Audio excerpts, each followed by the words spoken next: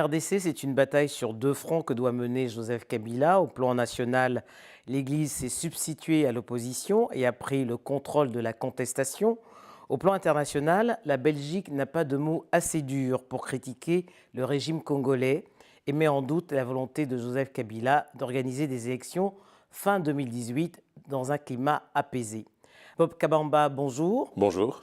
Quelle interprétation faites-vous de la nomination d'un coadjuteur au sein de l'archidiocèse de Kinshasa, en la personne de Monseigneur Abombo, alors même que le cardinal Laurent Moussingo n'a pas émis l'envie de démissionner?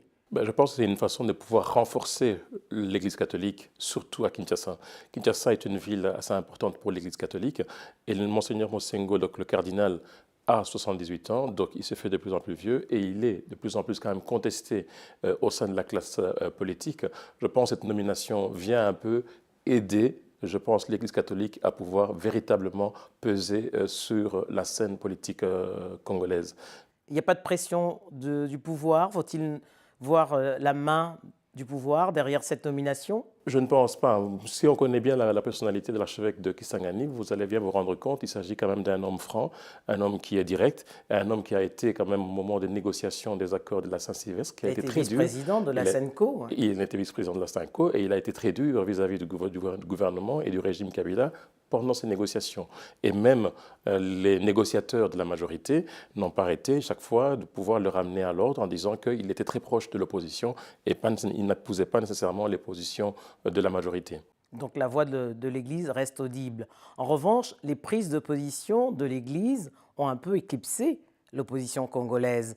Elle est inaudible aujourd'hui. Vous avez tout à fait raison, pour la bonne et simple raison que de plus en plus, lorsque l'on voit comment évolue cette opposition, avec les transfuges, avec le débauchage politique qui se fait au jour le jour, elle perd de sa crédibilité. Et comme elle perd de sa crédibilité, l'Église qui reprend sa place, parce qu'il faut bien se rendre compte que dans le contexte congolais, l'Église catholique est un des piliers au fait de l'institution Congo. C'est un des piliers depuis l'époque coloniale, c'est un des piliers sur lesquels et la colonisation et le Léopold II et même Mobutu et tous ceux qui sont arrivés au pouvoir ont tenu compte de ce pilier comme un des fondements même de la société congolaise. Et de ce point de vue-là, ce poids, l'Église veut reprendre ce plan et veut influer sur les événements qui vont se passer dans les prochaines semaines. Va-t-elle y parvenir? Je pense qu'elle va y parvenir pour la bonne et simple raison que ça fait quand même depuis plusieurs années, plusieurs décennies qu'elle s'est engagée sur des terrains politiques. Depuis la conférence nationale. Depuis la conférence nationale. Elle a obtenu des résultats. Après la conférence nationale, elle est revenue à nouveau sur le devant de la scène avec la fin, par exemple, qu'on a eu pendant tout un temps, dédoublement institutionnel qu'on a appelé pendant tout un temps. Et maintenant, elle revient d'abord avec les négociations de la Saint-Sylvestre. Et maintenant, ici, elle a décidé de pouvoir, de manière très claire, porter la voix du peuple congolais. Il faut savoir aussi que cette Église a une histoire particulière. Elle a toujours été, elle sent d'où vient le vent, elle se profile toujours dans le sens du vent. Et ici, de manière claire, elle fait... On l'avait vu avant la chute de Mobutu. Avant la chute de Mobutu, on a eu aussi pendant l'indépendance du Congo, où l'Église, qui a été à la base de pouvoir faire émerger les nouvelles élites politiques congolaises à l'époque. Et c'est de la même façon, lorsqu'on regarde l'histoire du Congo, à chaque fois, l'Église se met toujours dans un sens et dans le sens des aspirations populaires. Dans le sens de l'histoire. Dans le sens de l'histoire. Et on y est manifestement. Quelle place aujourd'hui occupe le comité laïque de coordination? Quel rôle va-t-il jouer encore? Parce qu'on a vu qu'il a été rejoint par de nombreux intellectuels congolais. Je pense qu'il y a deux lectures à faire. L'Église catholique en tant que telle, généralement, elle ne se positionne pas de manière aussi claire sur des questions politiques liées par exemple aux élections, liées par exemple au changement de régime, etc.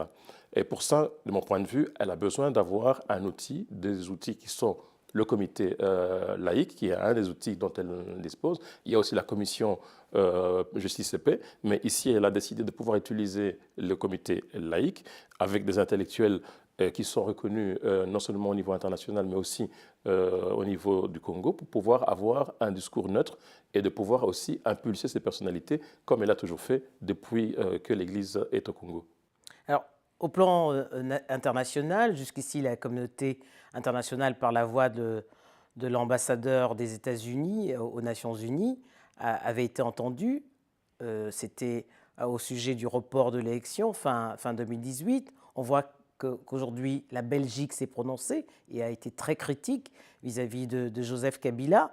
Elle a réorienté sa coopération en privilégiant les ONG plutôt que le pouvoir. Jusqu'où ira ce bras de fer entre la Belgique et Kinshasa, puisqu'il y a eu de la part de Kinshasa des mesures de rétorsion assez virulentes? Il y a vraiment ce qu'on appelle vraiment double pression. D'une part, on a une pression populaire qui vient et qui est canalisée par l'Église avec le comité laïque, et d'autre part, on a une pression qui vient de l'international. Et ces deux pressions... Kabila est pris en étau. Kabila est pris en étau entre les pressions au niveau international et les pressions qui viennent de la population. Et je pense qu'à un moment donné, il va arriver un moment donné où la position de Kabila sera intenable. D'autre part aussi, il n'y a pas que l'Église sur laquelle il faut toujours regarder, il faut regarder du côté de l'armée. Du côté de l'armée, où on a quand même de plus en plus de mécontentements qui sont en train d'émerger, et on a de plus en plus, même au sein, par exemple, au moment des forces de l'ordre qui doivent réprimer les manifestations, il y a des forces de l'ordre qui n'obéissent plus aux ordres qui sont donnés dans les cas de répression populaire. Donc là aussi, on commence à voir que les doubles pressions qui sont en train de se passer, à un moment donné, vont arriver à faire changer quand même d'avis le président Kabila.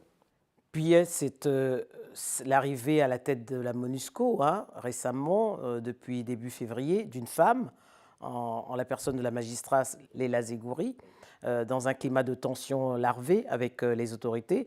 Peut-elle aider à conduire à l'application de cet accord de la Saint-Sylvestre finalement, et au respect de cet accord plutôt? Oui, lorsque l'on regarde les différentes nominations qui viennent d'avoir lieu au Congo, de la part de la communauté internationale, effectivement, la personnalité de la nouvelle représentante donc de la MONUSCO en RDC a un profil assez particulier. Et ce profil particulier va faire en sorte qu'elle doit prendre une posture.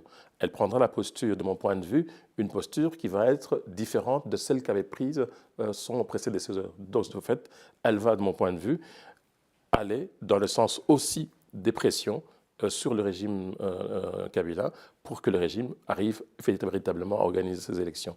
Et d'autre part aussi, il faut bien se rendre compte qu'il y a un point important sur lequel je pense qu'elle va beaucoup se prononcer, c'est sur la question des violations des droits de l'homme, que ce soit lors des manifestations, mais aussi lors des campagnes militaires qui sont menées par les forces congolaises, notamment à l'Est et dans le Kasaï. Et je ne pense pas que cette nomination soit véritablement une bonne chose pour le régime de Kabila. Faut-il craindre des sanctions? Je pense qu'il y aura des sanctions qui vont arriver. D'ailleurs, de toute façon, il y a une évaluation qui est en cours de la part de la communauté internationale pour évaluer effectivement ce processus électoral. Et l'évaluation de ce processus électoral, de mon point de vue, va montrer qu'il sera pratiquement difficile, vu le contexte sécuritaire, vu les problèmes techniques et les problèmes logistiques qui vont se poser dans les prochaines semaines, vont faire en sorte que la date du 23 décembre 2018 risque de ne pas être respectée. Et donc, clairement, il va y avoir des pressions et des sanctions qui pourraient arriver à ce moment-là assez rapidement. Puisque vous devez vous rendre compte que lorsque l'on parle de conditions sécuritaires, il y a des déplacements des populations. Et quand les populations se déplacent, ça veut dire que les circonscriptions électorales au Congo sont constituées, on va dire, des tribus. C'est vraiment des tribus. Alors lorsqu'il y a de la violence, c'est toute une tribu qui se déplace vers une autre circonscription. Et de ce fait, en ayant déséquilibré certaines circonscriptions électorales, ça va amener à pouvoir y avoir de la violence. Et la violence n'est pas vraiment ce dont le Congo a besoin pour l'instant. Alors, ce qu'on constate, Bob Kabomba, c'est que ni l'Union africaine, ni les voisins ne se sont prononcés sur cette crise congolaise.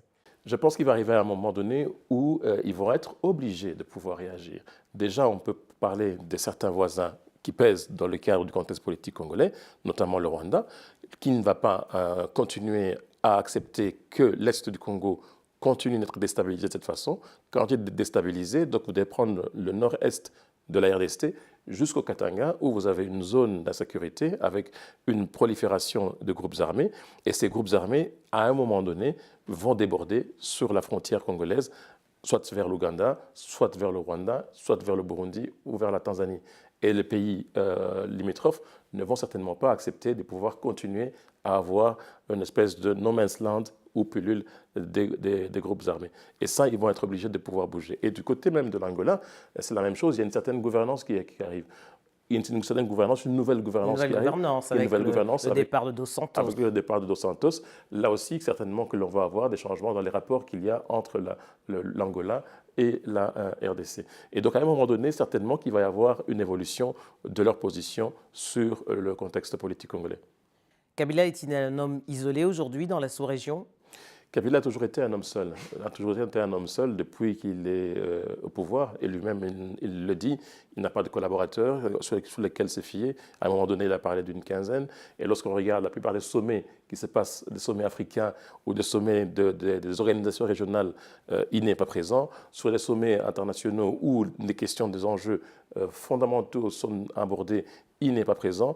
La question de l'environnement, le Congo est un des bassins, le deuxième bassin un des poumons du monde, mais Kabila a brillé par son absence à tous les sommets qui ont concerné l'environnement, alors que c'est fondamental. Et même d'autres sommets où on a abordé par exemple les questions sécuritaires en Afrique, où il a brillé par son absence. Or, le Congo, de par sa position, doit jouer un rôle fondamental, un rôle dynamique au sein de l'Afrique. Et ce rôle-là, il ne l'assume pas, et de fait, comme il ne l'assume pas, et donc il se retrouve un peu isolé. Vous pouvez vous imaginer que c'est l'un des rares présidents africains à n'avoir pas voulu diriger l'Union africaine malgré 17 ans de présidence en RDC, ce qui est assez étonnant. Bob Kabamba, je vous remercie. Merci.